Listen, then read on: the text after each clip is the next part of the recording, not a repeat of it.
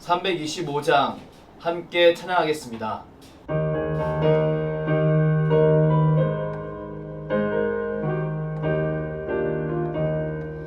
예수가 함께 계시니 시험이로다 겁없네. 기쁨의 근원 되시는 예수를 위해 삽시다. 날마다 주를 섬기며 언제나 주를 기리고 그 사랑 안에 살면서 딴 길로 가지 맙시다. 이 세상 사는 동안에 주 이름 전파하면서 무한한 복락 주시는 예수를 위해 삽시다. 날마다 주를 섬기며 언제나 주를 기리고 그 사랑 안에 살면서 딴 길로 가지 맙시다.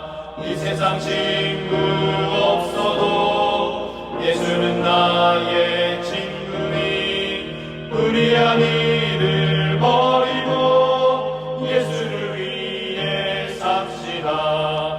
날마다 주를 섬기며 언제나 주를 기리고 그 사랑 안에 살면서 딴 길로 가지 맙시다. 주께서 심판하실 때 잘했다 칭찬하리니 이러한 상급 받도록 예수를 위해 삽시다.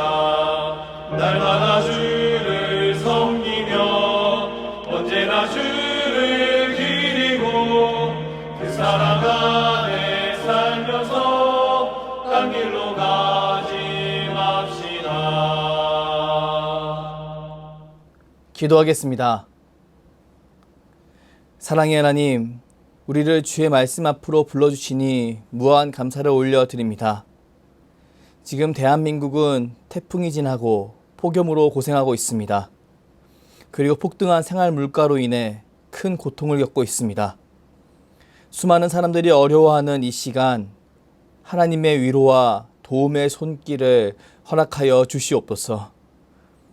사랑하는 우리 교우들 너무 힘들지 않도록 길을 열어주시고 자신이 걸어가는 그 삶의 상황 속에서 하나님이 주시는 힘과 지혜로 이 위기를 잘 극복하게 하여 주시옵소서. 지금 건강 문제로 하나님께 기도하고 있는 교우들을 위해 기도합니다. 이들이 다른 것을 붙잡지 않고 먼저 전능하신 하나님을 굳게 붙잡게 하여 주시옵소서. 그리하여 하나님이 주신 힘과 능력으로 담력을 얻게 하시고 하나님이 허락하신 치료의 과정을 잘 이겨내게 하여 주시옵소서. 그리하여 깨끗하게 치유받게 하여 주시옵소서. 사랑하는 수유제일교회를 위해 기도합니다. 주께서 세우신 이 교회가 신령한 은혜가 충만한 교회가 되길 원합니다. 토요일에 있을 남성교회 수련회 가운데 말씀 충만, 은혜 충만의 역사를 더해 주시고 선교회 회원들이 함께 기도하며 나아갈 때 하나님이 주시는 지혜와 힘과 용기로 자신의 삶과 교회 앞에 있는 어려움을 믿음으로 이겨내게 하여 주시옵소서. 그리하여 믿음으로 승리하는 인생들이 되게 하여 주시옵소서. 사랑하는 담임 목사님을 위해 기도합니다.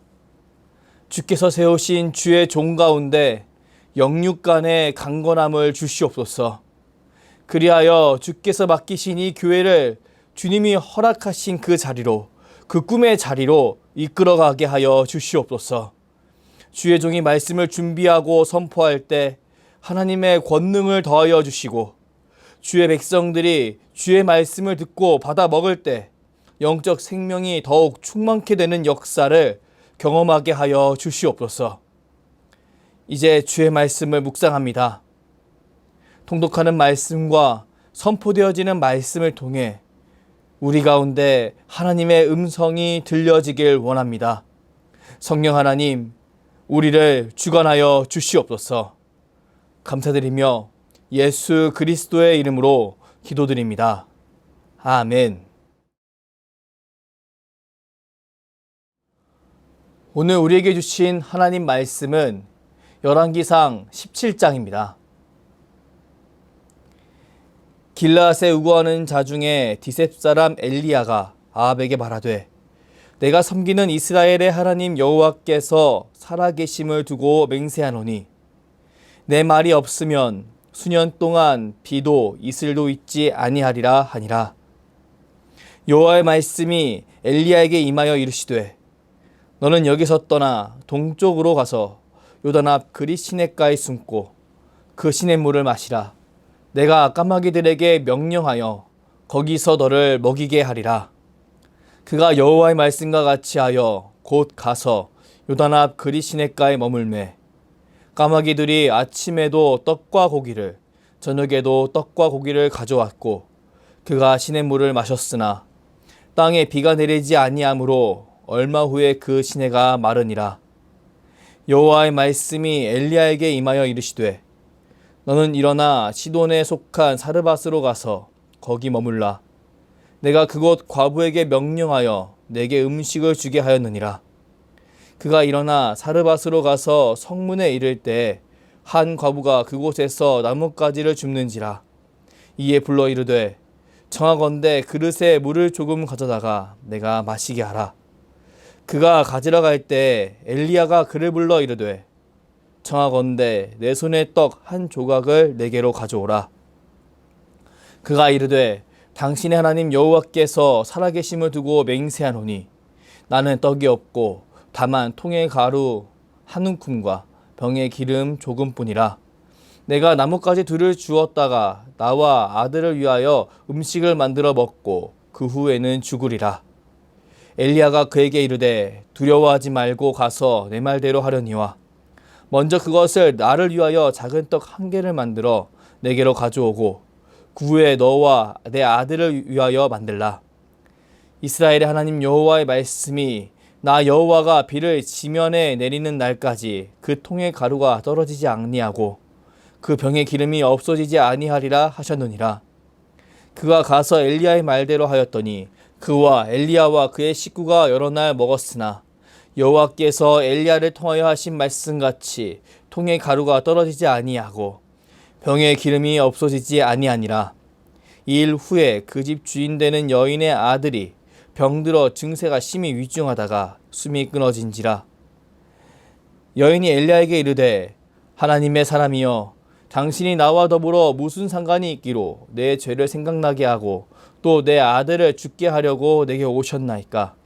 엘리야가 그에게 그의 아들을 달라 하여 그를 그 여인의 품에서 받아 안고 자기가 거처하는 다락에 올라가서 자기 침상에 누이고 여호와께 부르짖어 이르되 내 하나님 여호와여 주께서 또 내가 우거하는 집 과부에게 재앙을 내리사 그 아들이 죽게 하셨나이까 하고 그 아이 위에 몸을 3번 펴서 엎드리고 여호와께 부르짖어 이르되 내 하나님 여호와여 원하건대 이 아이의 혼으로 그의 몸에 돌아오게 하옵소서 하니 여호와께서 엘리야의 소리를 들으심으로 그 아이의 혼이 몸으로 돌아오고 살아난지라. 엘리야가 그 아이를 안고 다락에서 방으로 내려가서 그의 어머니에게 주며 이르되 보라 내 아들이 살아났느니라. 여인이 엘리야에게 이르되 내가 이제야 당신은 하나님의 사람이시오 당신의 입에 있는 여호와의 말씀이 진실한 줄 아노라 하니라. 아멘. 열왕기상 17장 중 24절 말씀을 중심으로 하나님의 사람 엘리야라는 제목으로 하나님 말씀을 선포하겠습니다. 우리는 주 예수 그리스도로 말미암아 구원받은 하나님의 백성입니다. 그렇기에 우리는 믿음의 길을 성령을 의지하며 걸어갈 수 있습니다. 하지만 동시에 아직 죄인이어서 우리는 죄의 문제로 종종 넘어지곤 합니다. 그리고 반복되는 그 문제 때문에 삶에 어려움을 겪을 때도 있습니다. 그러나 하나님은 궁극적으로 우리가 생명과 성령의 법으로 죄와 사망의 법에서 벗어나길 원하십니다. 그리하여 생명과 성령의 법 안에, 그 안에 있는 참 자유와 만족을 누리길 원하십니다. 그렇게 하나님은 예수 그리스도를 우리에게 보내셨고 성령님을 우리와 함께하게 하신 것입니다. 우리는 이 사실을 믿고 부족해 보일지라도 주님 앞으로 나아가는 사람들입니다. 하나님의 사랑을 굳게 신뢰하며 내가 죽어도 주 앞에서 죽겠다고 어찌됐든 하나님께 나아가는 사람들인 겁니다. 하나님은 자신을 찾고 자신을 의지하는 자를 찾으십니다. 그리고 그들을 변화시키심으로 진정한 찬양과 경배를 받길 원하십니다. 하지만 사람은 이런 참사랑의 하나님을 의지하지 않고 능력 없는 우상과 자기 자신을 의지하려고 합니다. 오늘 본문 말씀은 이스라엘 역사 중에 이런 흐름이 가장 강성했을 때를 배경으로 하는 말씀입니다. 그리고 그 안에서 하나님께서 어떻게 활동하시는지 잘 보여주는 말씀입니다. 본문 1절 말씀을 함께 읽겠습니다. 길르앗에 우거하는 자 중에 디셋 사람 엘리야가 아합에게 말하되 내가 섬기는 이스라엘의 하나님 여호와께서 살아계심을 두고 맹세하노니 내 말이 없으면 수년 동안 비도 이슬도 있지 아니하리라 하니라. 본문 1절 말씀은 이 말씀의 배경이 아합 왕 때임을 드러냅니다. 아합 왕은 북이스라엘의 오므리 왕조의 왕이었습니다. 그는 이스라엘 민족 안에 바알 신앙을 꽃피운 왕으로 유명합니다. 그는 바알 신을 모시는 이세벨을 아내로 맞아들였습니다. 그리고 그의 아내의 말을 열심을 다해 따랐습니다. 그로 인해 북이스라엘은 우상을 척결하는 나라가 아니라 우상 때문에 여호와 신앙을 핍박하는 그런 곳이 되어버렸습니다. 하나님이 자신의 이름을 드높이기 위해 놀랍도록 들어쓰신 그 민족이 하나님의 이름을 먹칠하는 그런 곳이 되어버린 겁니다. 하나님은 이런 이스라엘을 안타깝게 여기셨습니다.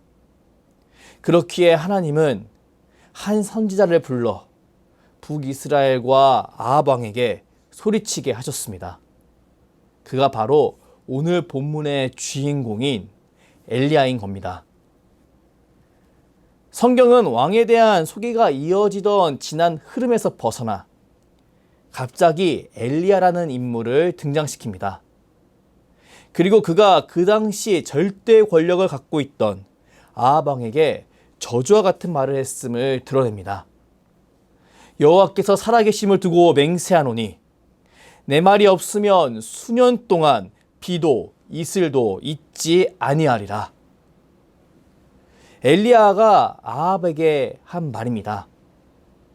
이 말은 지금 우리 상황에서 본다면 별 문제가 없어 보이는 말입니다. 하지만 이 말이 선포된 지역이 중동임을 염두에 두었을 때 이 말은 심각한 말이 되어버리고 맙니다. 왜냐하면 중동은 우리나라처럼 물이 많은 지역이 아니기 때문입니다. 중동에서 물은 너무나 귀한 자원이었습니다. 그렇기에 농사를 짓기 위해서는 우기 때 적절한 비가 내려야 했습니다. 뿐만 아니라 물이 너무 귀한 이스라엘은 새벽에 그때 맺히는 그 이슬마저도 너무나 소중했었습니다. 그런데 이런 비와 이슬이 모두 멈춰버릴 것이라고 엘리야가 선포한 겁니다. 이것은 바알을 풍요의 신이라고 소개하며 이스라엘에게 바알을 전파하던 아합 왕에게 치명적인 말이었습니다. 아합 왕은 우상을 통해 세력을 모으고 강력한 힘을 갖게 된 왕이었습니다. 그렇게 그에게 바알 신앙으로 똘똘 뭉친 군중이 필요했습니다. 하지만 이제 여호와는 하나님이시다 라는 이름의 뜻을 가진 그 선지자가 이 우상 카르텔의 정면으로 부딪힌 겁니다. 성경은 이 사건을 자세하게 묘사합니다. 성경은 하나님이 엘리야에게 이 말을 하게 하신 이후에 엘리야를 동쪽 지역에 있는 그리 시냇가로 머물도록 인도하셨다고 이야기합니다. 그리고 그가 사람에게 음식을 얻는 것이 아니라 까마귀에게 음식을 얻게 하셨다라고 이야기합니다. 바로 엘리야가 외부로부터 최대한 단절된 철저한 보호를 받기 시작했다는 증언입니다. 엘리야의 말은 절대 가벼운 말이 아니었습니다. 그의 말은 너무나 치명적인 말이었습니다. 그렇게 그 해적들의 귀에 들어갔을 때 강력한 분노를 일으키는 말이었습니다. 그래서 그의 목숨은 위험할 수밖에 없었습니다. 그렇게 하나님은 그의 자리를 이동시키시고 혼자 고립된 생활을 하게 하신 겁니다. 하나님은 그를 이런 방법으로 보호하셨습니다.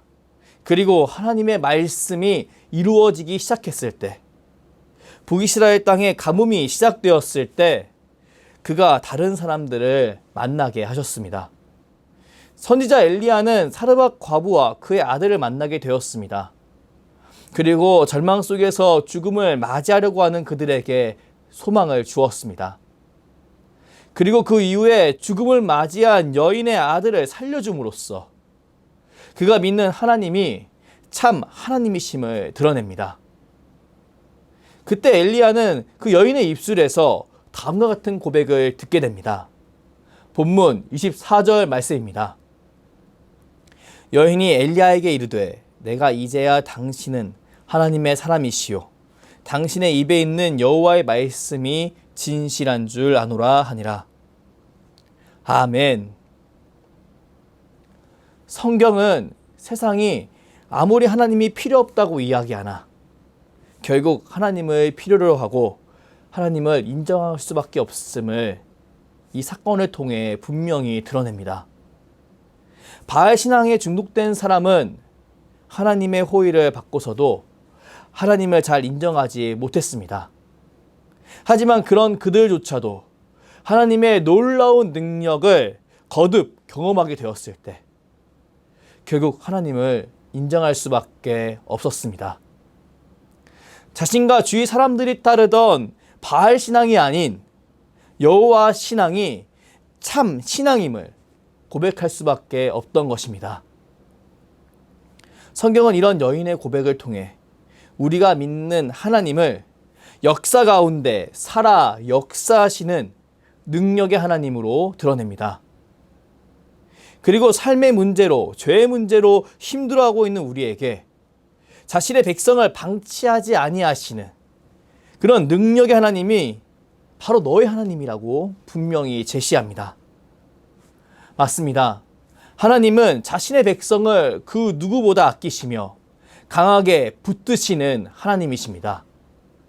그리고 그 모습은 엘리야 시대 이전부터 지금까지 동일하게 드러나는 모습입니다. 시편 94편 18절부터 19절까지의 말씀을 함께 읽겠습니다. 여호와여, 나의 발이 미끄러진다 말할 때 주의 인자하심이 나를 붙드셨사오며 내 속에 근심이 많을 때에 주의 위안이 내 영혼을 즐겁게 하시나이다. 아멘. 여기 시편 기자의 고백을 보십시오. 그는 자신의 발이 미끄러진다고 말할 때 그가 그 상황을 인식한 그 순간에 하나님이 주의 인자하심으로 그를 붙들어 주셨다고 고백합니다. 그리고 그에게 근심이 생겼을 때 하나님이 주의 위안으로 그의 영혼을 즐겁게 해주셨다고 고백합니다. 바로 하나님이 자신의 백성을 방치하는 분이 아니라 그를 유심히 지켜보시며 그를 도와주는 분이라고 밝히 드러내는 겁니다. 사랑하는 성도 여러분, 성도 여러분에게 하나님은 어떤 분이십니까? 성도 여러분이 믿고 있는 하나님은 자신의 백성을 방치하시는 분이십니까? 아니면 친히 놀라운 역사로 그들을 붙잡아 주시는 분이십니까? 저는 저와 여러분이 하나님을 내 삶에 개입해 주시는 하나님, 나를 붙들어 주시는 하나님으로 굳게 믿길 축복합니다. 우리가 믿는 하나님은 바알 신앙으로 오염되었던 북이스라엘 가운데 하나님의 사람 엘리야를 보내심으로 그들의 삶에 직접적으로 개입해 주신 하나님이셨습니다. 그들이 더 이상 바알 신앙으로 오염된 삶을 살지 않도록 하나님이 붙들어 주신 것입니다. 저는 이런 하나님의 역사가 지금 우리 가운데도 함께 한다고 믿습니다. 하나님은 지금도 성령 하나님을 통해 우리를 일깨우시며 생명의 길로 우리를 인도하십니다. 죄의 문제로 허우적거리고 있는 우리를 안타깝게 여기시며 우리가 생명의 길로 걸어갈 수 있도록 지금도 함께 해주시는 것입니다. 사랑하는 성도 여러분, 오늘 성경 말씀은 우상이 가장 융성했을 때 그때에도 하나님은 자신의 통치를 포기하지 않으셨음을 드러냅니다. 그리고 하나님은 엘리야를 통해 이방 여인의 입술에서도 하나님을 인정하게 만드셨음을 드러냅니다. 그리고 이런 하나님이 바로 우리의 하나님이라고 선포합니다. 저는 오늘 말씀을 묵상하는 저와 여러분이 이런 놀라운 하나님을 온전히 바라보고 더욱더 하나님을 의지해야 한다고 굳게 믿습니다. 죄의 문제로 인해 하나님 앞에 나아가는 것이 꺼려지는 분이 있으신가요? 하나님은 우리의 죄 문제보다 더 큰 사랑으로 우리를 새롭게 하시는 분이십니다. 저는 저와 여러분이 이런 하나님의 놀라운 구원의 능력을 굳게 믿길 주님의 이름으로 축복합니다. 사랑하는 성도 여러분, 우리는 더욱더 하나님 앞에 나아가야 합니다. 죄로 인한 어려움이 있다면 그것을 가지고 하나님 앞에 나아가야 합니다. 그리고 주의 사랑을 의지하며 끊임없이 죄의 습관과 맞서 싸워야 합니다. 그렇게 끊임없이 죄의 습관과 맞서 싸우며 나아갈 때 저는 우리 모두가 하나님이 주시는 그 힘과 능력으로 참된 자유를 경험하게 될 줄 굳게 믿습니다. 이런 기적과 같은 은혜를 기대하며 오늘 하루를 주께 기도하며 시작하는 저 여러분이 되길 주님의 이름으로 축복합니다. 그렇게 나아갈 때 하나님께서 함께 해주시리라 굳게 믿습니다. 기도하겠습니다. 사랑의 하나님, 우상이 팽배한 그 시절에 하나님의 사람 엘리야를 보내시고 하나님의 살아계심을 드러내신 하나님을 바라봅니다. 우리는 우리의 죄의 문제 또한 하나님의 능력으로 해결할 수 있음을 믿습니다. 우리에게 변함없는 사랑과 관심을 베풀어 주시는 하나님, 여기 모인 주의 백성들이 이 사실을 굳게 믿고 하나님께 나아가게 하여 주시옵소서. 그리고 내 안에 있는 죄의 문제와 맞서 싸우게 하여 주시옵소서. 포기하지 아니하고 하나님의 능력으로 승리하게 하여 주시옵소서. 감사드리며 주께서 가르쳐 주신 기도로 기도하오니 하늘에 계신 우리 아버지, 아버지의 이름을 거룩하게 하시며 아버지의 나라가 오게 하시며 아버지의 뜻이 하늘에서와 같이 땅에서도 이루어지게 하소서. 오늘 우리에게 일용할 양식을 주시고 우리가 우리에게 잘못한 사람을 용서하여 준 것 같이 우리 죄를 용서하여 주시고 우리를 시험에 빠지지 않게 하시고 악에서 구하소서. 나라와 권능과 영광이 영원히 아버지의 것입니다. 아멘.